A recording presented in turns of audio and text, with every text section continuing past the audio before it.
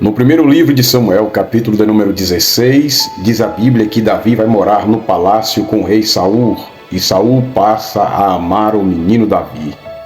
Depois que Davi mata o gigante Golias, agora quem amava a Davi era a sua família e toda a Israel.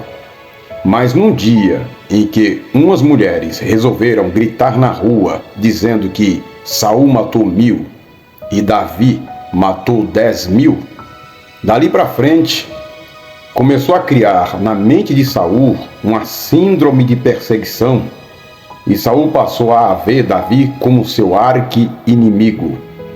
E não só Davi, Saul começou a ver pessoas como o profeta Samuel e até como os sacerdotes como seus grandes inimigos. Na mente de Saul foi criada uma síndrome de perseguição, de modo que todos que estavam ao seu lado, Saul começou a ver como inimigos. E com isso ele começou a criar uma grande guerra contra estas pessoas que nada tinha contra Saul, nunca quiseram seu mal, não quiseram nunca conspirar em destruí-lo ou tirá-lo do trono. Ele tentou matar Davi várias vezes. Ele foi contra os sacerdotes e matou alguns sacerdotes, infelizmente. Tudo isso porque Saul começou a criar uma espécie de síndrome de perseguição. É como se fosse uma esquizofrenia. Me desculpe aqui usar esta doença psíquica, mas os psiquiatras dizem que quem sofre de esquizofrenia termina criando várias histórias, sofrendo uma desassociação de ideias. A pessoa vê inimigos onde não tem, de tal maneira que ele começa a ver coisas onde não existe. E este mal tem ocorrido, infelizmente, no meio da igreja. Tem pessoas que estão na igreja e terminam vendo inimigos. E não estou falando de inimigos espirituais, não estou falando de demônios.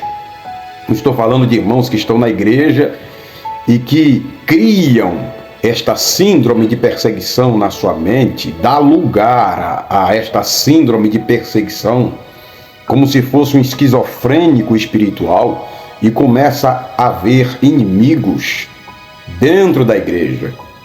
Qualquer coisa, este irmão ou esta irmã já vê aquela pessoa que está na igreja como seu inimigo, como alguém que quer o seu mal, que quer destruir a sua vida, que quer acabar com a sua chamada, com o seu ministério, e vai montando esse quebra-cabeça de tal maneira que, para tirar isto da mente de alguns irmãos, só pela ação do Espírito Santo, pela manifestação do poder de Deus.